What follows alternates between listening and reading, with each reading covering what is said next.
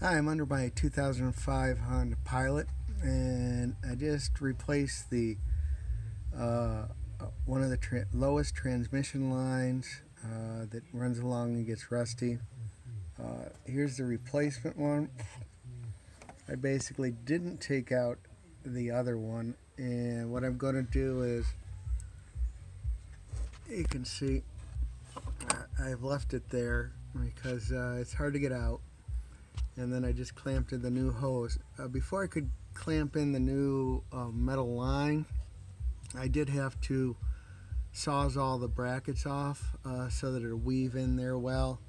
And now what I'm going to do is I saw someone else on YouTube do this. I'm going to twist tie the new metal pipe, metal line to the old one, and then it should be good.